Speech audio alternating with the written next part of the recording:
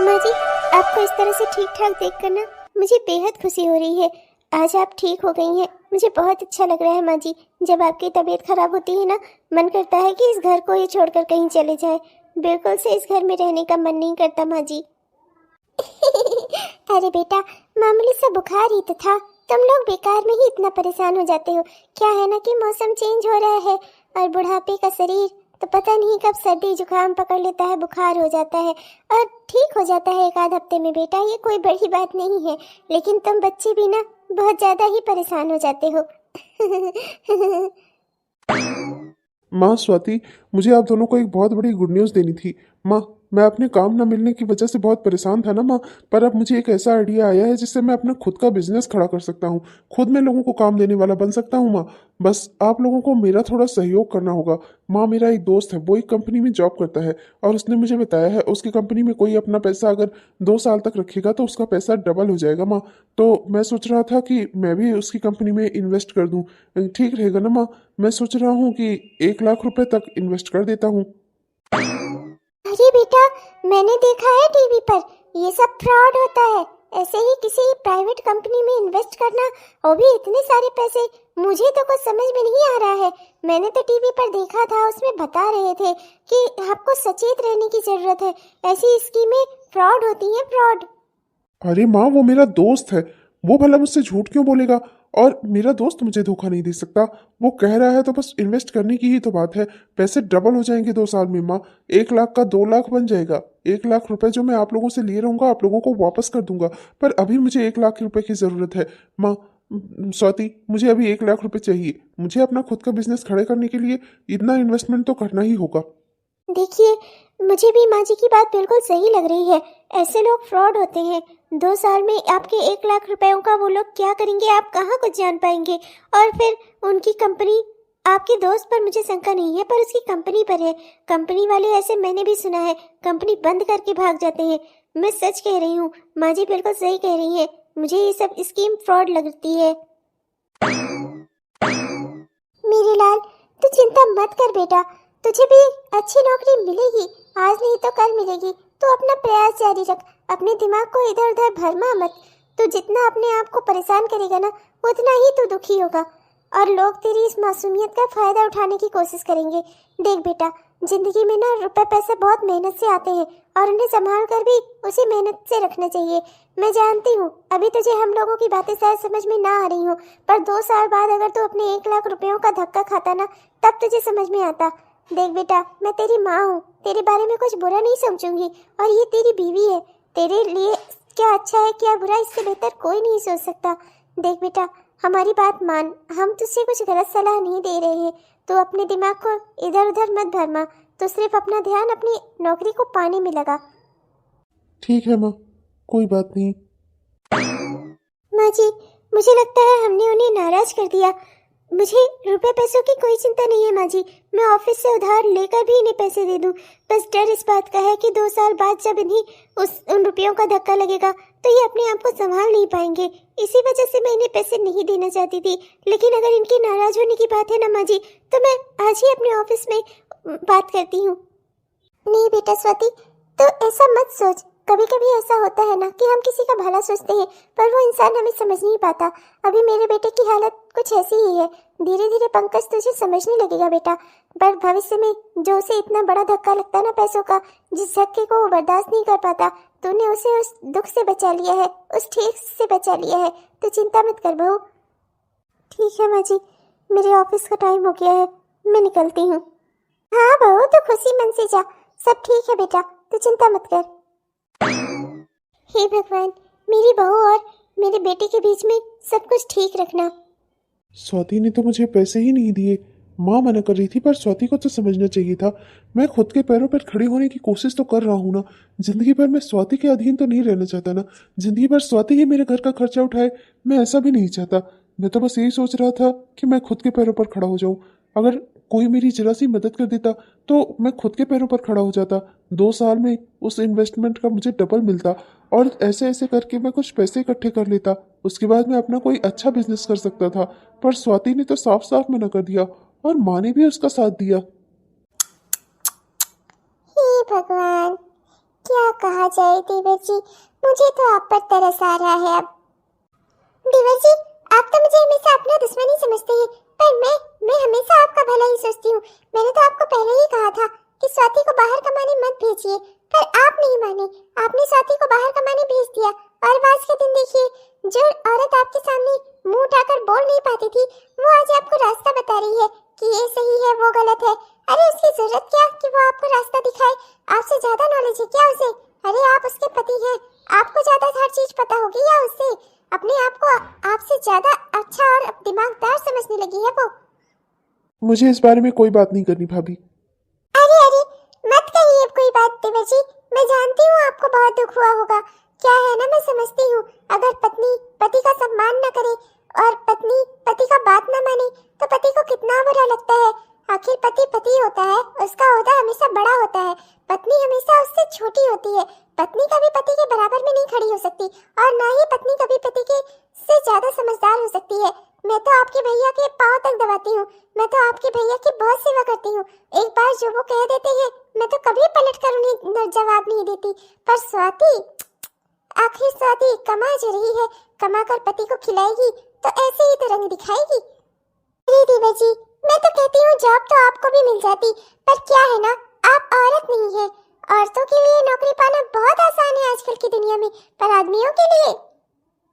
और मैंने तो ये भी देखा कर उसका बॉस उसे छोड़ने आता है कार में बिठाकर, और उसकी बेटी को वो अपनी गोद में खिला रही थी। मुझे तो अब क्या ही कहूँ देवर जी, कुछ और ही शंका होती है। अब आगे भाई आप जाने। बस भाभी, बहुत हो गया, बहुत उल्टा सीधा बोल लिया आपने मेरी स्वाति के बारे में। अब इससे ज्यादा मैं एक लफ्ज और सुनूंगा नहीं, बर्दाश्त नहीं करूंगा मैं अपनी पत्नी के खिलाफ एक भी शब्द आपका। ऐसे उल्टे सीधे इल्जाम लगा रही है मेरी बीवी पर आप। मेरी बीवी ने मुझे सब कुछ बताया है।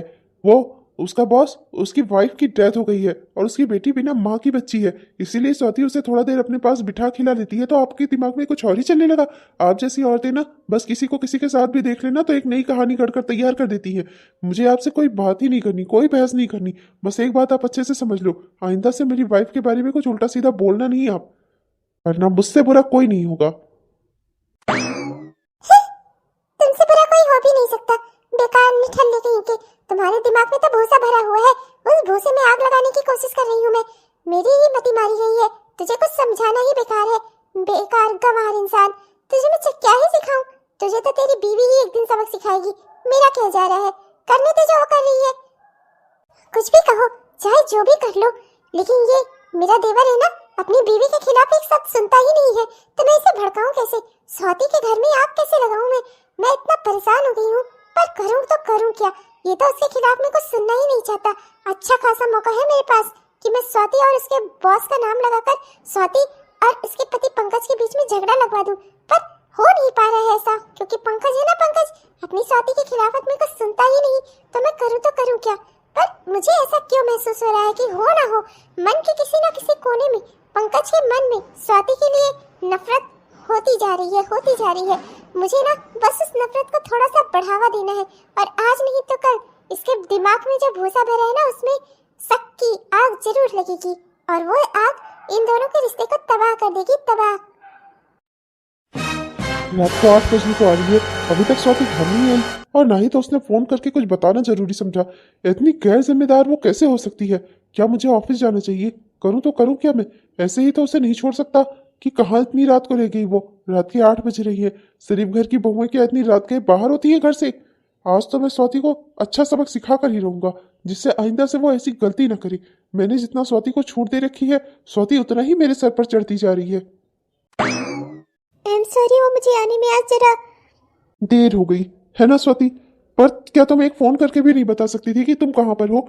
जब मन करे घर से चले जाओ, जब मन करे घर में चले आओ। क्या नौकरी करने का ये मतलब होता है? घर और पति, किसी चीज का कोई अस्तित्व, किसी चीज का कोई डर नहीं रह गया है तुम्हारी नजरों में? स्वाति, मैंने तुमसे ये उम्मीद नहीं की थी। इतनी गैर जिम्मेदाराना हरकत ऐसे कैसे कर सकती हो तुम? हाँ, नहीं आई एम सॉरी। वो क्या है ना, एक्चुअली में कि मीटिंग बहुत ज़रूरी थी, इम्पोर्टेंट मीटिंग हो रही थी आज। 4 बजे से मीटिंग स्टार्ट हुई, मुझे लगा था कि 6 बजे तक ख़त्म हो जाएगी, पर मीटिंग ख़त्म हुई 7:30 बजे, और रास्ते में इतना ट्रैफिक मिला कि आते आते 8:30 हो गए। आई एम सो सॉरी, मैं आपको बता देती, पर मैंने जब अपना फ़ोन निकाला तो देखा उसकी बैटरी ही डेड हो गई थी। आप तो जान ही रहे हैं, कितना समय से मेरा फ़ोन ख़राब पड़ा हुआ है, पर मैंने ही बचत के चक्कर में दूसरा फ़ोन ही नहीं लिया। अब मैं जल्दी ही दूसरा फ़ोन बदल लूँगी। आई एम सो सॉरी, आज मेरी वजह से आपको मेरी कितनी चिंता हुई। स्वाति, मेरी इजाजत से अगर तुम घर से बाहर जा रही हो तो कम से कम मैं तुमसे इतनी उम्मीद तो कर ही सकता हूँ कि तुम आइंदा से कभी ऐसी हरकत नहीं करोगी। फोन तुम्हें क्या करना है, कैसे करना है, अपना ठीक करना है, जो करना है करो, पर इतनी रात गए तुम घर से बाहर नहीं रहोगी। और अगर ऐसी ही जॉब करनी है ना तो छोड़ दो ऐसी जॉब। नहीं करानी मुझे अपनी बीवी से ऐसी नौकरी जिसे उसमें उसे रात रात भर बाहर रहना पड़े घर से। समझ में आई तुम्हारे? मैं इतना भी गिरा गया गुजरा आदमी नहीं हूँ जो रात रात तुमसे कमा कर खाऊं मैं। समझ में आई तुम्हारे? आइंदा से कभी ऐसी हरकत दोबारा ना हो स्वाति। आप मुझे गलत समझ रहे हैं, ऐसी कोई बात नहीं है। मैं तुम्हें कुछ कह नहीं रहा हूँ स्वाति, पर अगर अब मेरी इजाजत से तुम घर से बाहर जा रही हो तो जिम्मेदारी भी मेरी ही है। अभी कुछ घंटे अगर तुम और ना आती तो मुझे तुम्हें ढूंढने जाना पड़ता। तुमसे अगर मैं थोड़ी जिम्मेदारी वाली हरकतों की उम्मीद करूं तो मैं गलत नहीं हूँ स्वाति। मैं तुम पर कोई इल्जाम नहीं लगा रहा, पर आइंदा से कभी ऐसी हरकत दोबारा मत करना। और अब बहुत हो गया, मैं जा रहा हूँ बाहर, और जब तक मैं लौट कर आऊँ हाथ मुंह धोकर और जल्दी से कुछ खाने पीने के लिए तैयार करूँ। 8 बजे तक तुम्हारा इंतजार करते करते न मैंने चाय नाश्ता किया है, न ही खाना खाया है। अब जल्दी से कुछ खाने के लिए बना दो, मुझे भूख लग रही है। मैं अभी बना देती हूँ। अरे वाह, देवर देवरानी जी के कमरे से झगड़े की आवाज। वाह, हे भगवान, आज मेरी बरसों की मन्नतें पूरी हो रही है। बहुत अच्छा हुआ, बहुत ऐठ के फिरती थी ना, नौकरी वाली बनी थी ना, बहुत अच्छा। तुम्हारा पति ने अगर तुम्हें वापस से इस घर की मैना ना बना दिया ना तो मेरा नाम भी ज्योति नहीं ज्योति जो चाहती है ना वो करवा लेती है। बहुत आकाश में पैर फैलाने का तुम्हें शौक है ना, वापस से लाकर इसी घर की चार दीवारी में ना पटकवा दिया ना तो मेरा नाम भी ज्योति नहीं। हाँ तो मियाँ बीवी की हालत ना पहले की तरह ही होगी, बदतर। डर डर के ठोकरे खाओगे तुम लोग, और कौड़ी कौड़ी के लिए ना लोगों के आगे हाथ फैलाओगे। जैसे पहले थे ना वैसे ही ना बना दिया तुम लोगों को तो कहना तुम दोनों हो। भाग जाती हूँ, वो देवर मेरा इधर ही आ रहा है। स्वाति बहुत रो रही है, मुझे उसे चुप कराना चाहिए। कहीं गुस्से में मैंने उसे कुछ ज्यादा तो नहीं बोल दिया? नहीं, पर इतना बोलना भी बनता है। आज रात को 8 बजे आई है, कल को 10 बजे आएगी, तो क्या मैं यूं ही साथ रहूंगा? नहीं, ऐसा नहीं कर सकता मैं। आजकल दुनिया समाचार में कितनी खराब खराब खबरें सुनने को मिलती हैं, और अगर मैंने उसे इतना सुना दिया तो इसमें क्या गलत किया? सही किया मैंने। स्वाति ने काम ही ऐसा किया था, वरना मैं कभी उसे कुछ कहता नहीं, पर उसने ऐसी हरकत ही की थी जो कहने वाली थी। बहुत अच्छा हुआ गए देवर जी। अब मेरा काम है चल के जरा स्वाति को भड़काऊं, देखो क्या होता है।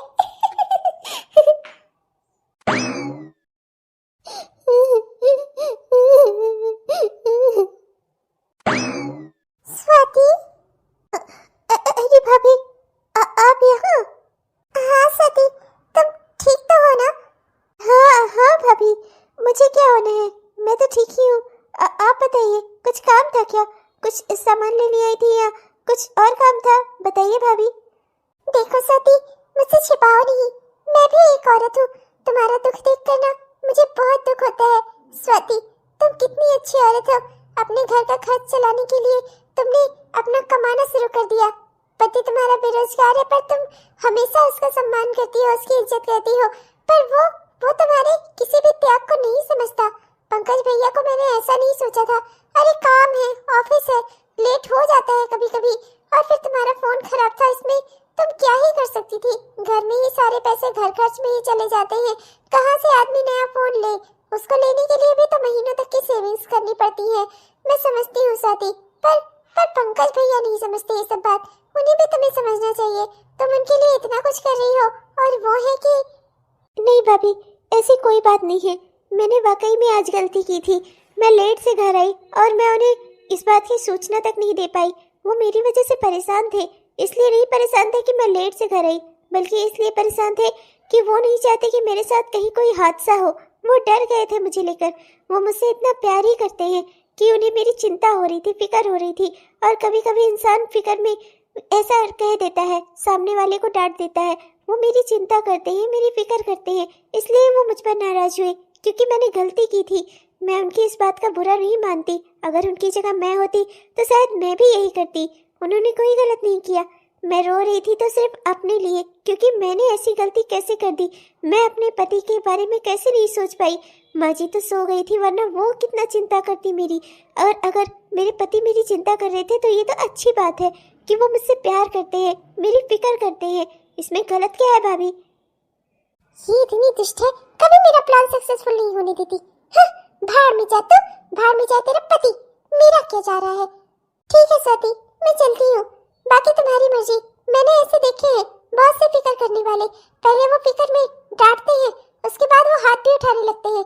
स्वाति, आगे जैसी तुम्हारी मर्जी। देवर जी भी उनमें से कुछ पीछे नहीं है, इनके लक्षण भी मुझे वही शराबियों वाले लग रहे हैं।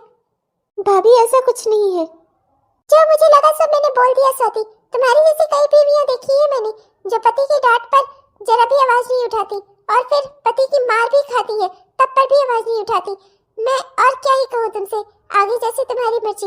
अगर आज विरोध नहीं कर पा रही हो तो कल को जब वो तुम पर हाथ उठाएगा तब क्या विरोध कर लोगी उसका? तुम वो बनोगी जो कमा कर भी लाएगी और पति की मार भी खाएगी घर में।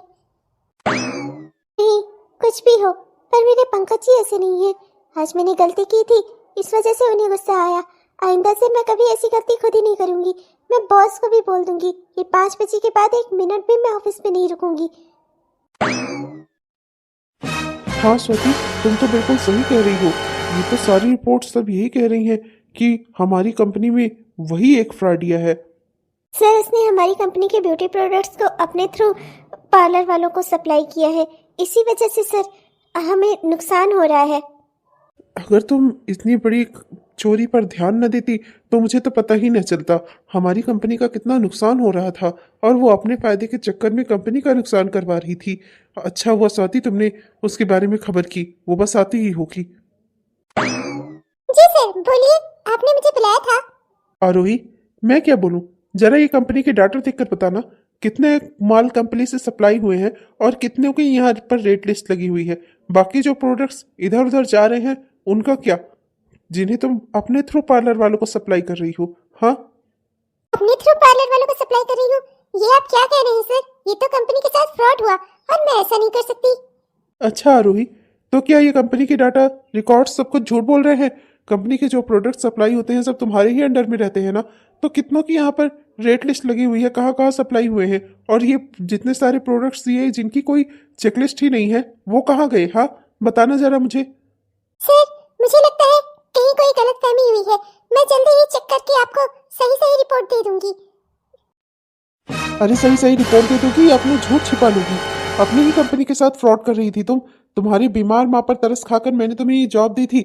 मुझे लगा था तुम उनका इकलौता सहारा हो, अपनी माँ का इलाज करा सको, इसलिए तुम्हें ये जॉब दी थी। अच्छी खासी सैलरी पर तुम्हें रखा, तुम्हें हर मान सम्मान सब कुछ मिला इस कंपनी से, और तुमने तुमने जिस थाली में खाया उसी में छेद किया। अपनी ही कंपनी के साथ फ्रॉड कर रही थी तुम। अरे ऐसा कैसे कर सकती हो? जिसने तुम्हें सहारा दिया तुम उसी के साथ धोखा कर रही हो। सर प्लीज सर प्लीज मुझे माफ कर दीजिए, मुझसे बहुत बड़ी गलती हो गई, मैं लालच में आ गई थी। जानती हो, जिन प्रोडक्ट्स को तुमने अपने अपने लालच में आकर अपना नाम लगाकर कंपनी के थ्रू नहीं बेचा, उन प्रोडक्ट्स को बनाने में जितनी मेहनत लगी थी उन सब की मेहनत का पैसा तुम खा गई। ऐसा कैसे कर सकती हो तुम? तुमसे मैंने ये उम्मीद नहीं की थी आरोही। I'm so sorry सर, मुझसे आज से ऐसी गलती कभी नहीं होगी सर, प्लीज मुझे माफ कर दीजिए।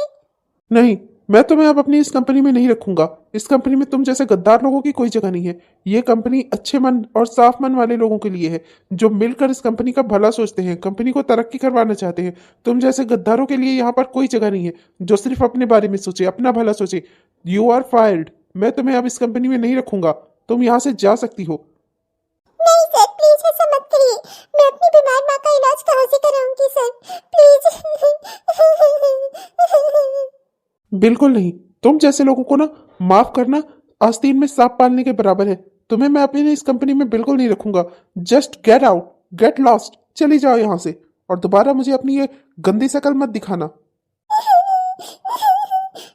स्वाति, स्वाति, प्लीज बॉस को बोले ना मुझे यहाँ पे रख ले। मैं अपनी माँ का इलाज कैसे कराऊंगी स्वाति, वो मर जाएंगी। स्वाति प्लीज प्लीज फिर से बोलो ना।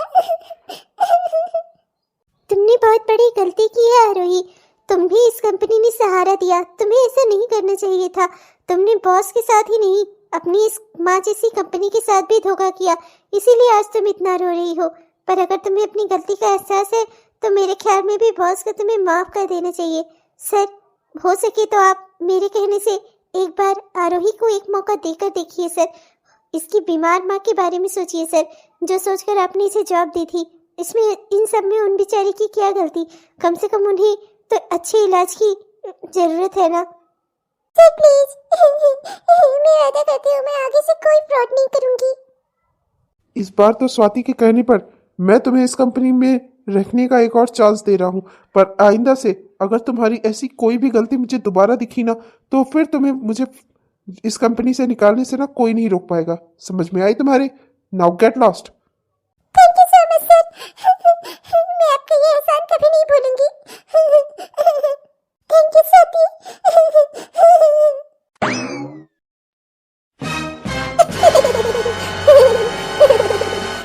तू तो कहती थी बॉस तुझे बहुत पसंद करते हैं, इसलिए उन्होंने तुझे जॉब पर रखा हुआ है। तेरे बिना कहीं हिलते डुलते नहीं, तेरे बिना सांस नहीं लेते, और एक दिन उनकी बच्ची की माँ तू ही बनेगी।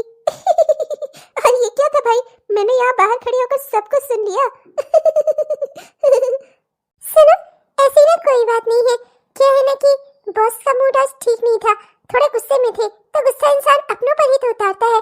बस इसीलिए उन्होंने मुझ पर थोड़ा चीख चिल्ला दिया, बाकी ऐसी कोई बात नहीं है। अगर कुछ ऐसा होता तो मैं आज इस कंपनी में थोड़ी ना होती। और फिर चाहे जो भी हो, क्या है ना कि सर मुझसे बहुत प्यार करते हैं। अगर जो मैंने किया था ना वो तूने किया होता ना, तब तक तू ऑफिस से बाहर होती, बाहर। और मैं इस ऑफिस में हूँ, ये इस बात का सबूत है कि वो मुझसे बेहद प्यार करते हैं, बेहद। अब मैं तुझे जरा सच्चाई का आईना दिखा देती हूँ। बॉस तुझसे नहीं, बॉस ना उस स्वाति से प्यार करते हैं जो तुझसे ज्यादा खूबसूरत और तुझसे ज्यादा काबिल है। तूने इस कंपनी में घपला किया, इस कंपनी को अपना समझकर कि मैं जो चाहूँ वो कर सकती हूँ। पर स्वाति इस कंपनी की हिफाजत कर रही है, ये समझकर कि ये कंपनी उसकी है। हम सब ये जानते हैं कि बॉस और स्वाति के बीच में कुछ चल रहा है, और इतना बड़ा तेरा घपला पकड़े जाने के बाद भी अगर तू ऑफिस में खड़ी है ना, तो वो भी स्वाति की बात दौलत। मुझसे कुछ मत छिपा, मैंने यहाँ बाहर खड़ी होकर सब कुछ सुन लिया है। तो खुद भी ये बात जानती है कि स्वाति की मेहरबानी पर आज तू यहाँ पर है। और तुझे क्या लगता है तेरी ये चोरी किसने पकड़वाई होगी बॉस के सामने? बॉस के पास तो इतनी फुर्सत है नहीं, फिर किसने किया? स्वाति ने किया, स्वाति ने। स्वाति तुझे उनकी नजरों में गिराना चाहती थी और उसने अपना ये काम कर लिया। वो कामयाब है, कामयाब, क्योंकि वो तुझसे ज्यादा सुंदर है। तो ये क्या बकवास कर रही है? ऐसा नहीं हो सकता। स्वाति तो शादीशुदा है और उसका पति भी है, अच्छा खासा ससुराल है उसका। बॉस के साथ अफेयर, ये गलत है, ऐसा नहीं हो सकता।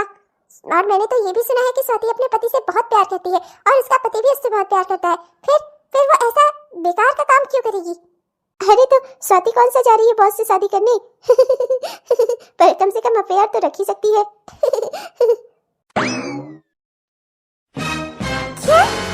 क्या ये अपना ठीक कह रही है? क्या स्वाति मेरा हक मुझसे छीनने की कोशिश कर रही है? मैं अपना हक, अपना प्यार किसी को नहीं छीनने दूंगी, स्वाति को भी नहीं। उसे ये अधिकार किसने दिया? उसके पास तो सब पति है, अच्छा खासा ससुराल है, जाकर वहाँ क्यों नहीं रहती? क्यों पड़ी है बॉस के पीछे? आखिर मैं जिस चीज को चाहती हूँ उसी के पीछे पूरी दुनिया क्यों पड़ जाती है? नहीं, मैं ऐसा नहीं होने दे सकती। बॉस सिर्फ मेरे हैं, मेरे, मैं उन्हें किसी का नहीं होने दे सकती। और स्वाति को अपना परिवार नहीं दिख रहा, अपना पति नहीं दिख रहा जो उससे इतना प्यार करता है। बॉस के चक्कर में पड़ी हुई है वो। अगर वो नहीं सुधर रही है ना, तो मुझे उसे सुधारना होगा।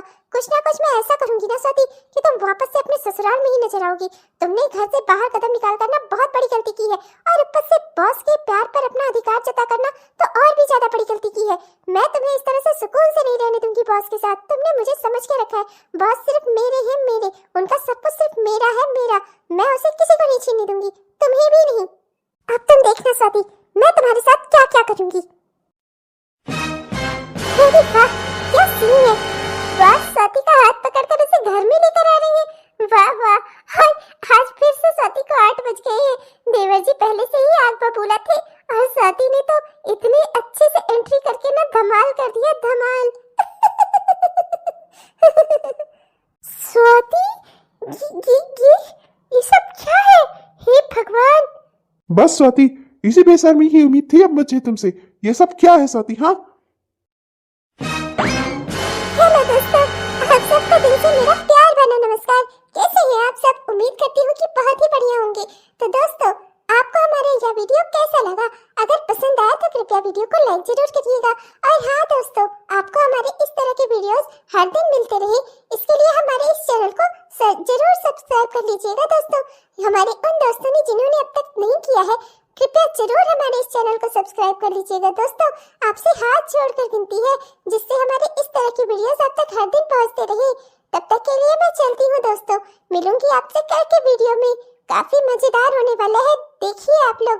देखिए ना, मेरी देवरानी अपने बॉस का हाथ पकड़कर मेरे घर आई है अपने ससुराल।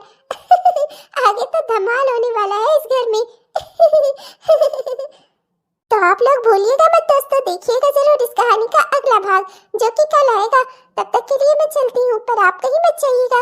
वीडियो अगर पसंद आया हो तो कृपया वीडियो को जरूर लाइक करिएगा और अपने दोस्तों को, रिश्तेदारों को वीडियो को शेयर भी जरूर करिएगा। और हाँ दोस्तों, अपने प्यारे प्यारे से कमेंट्स तो हमें जरूर लिखिएगा। आपके प्यारे प्यारे कमेंट्स का ना हम दिल से इंतजार करते हैं दोस्तों। तब तक के लिए बाय बाय।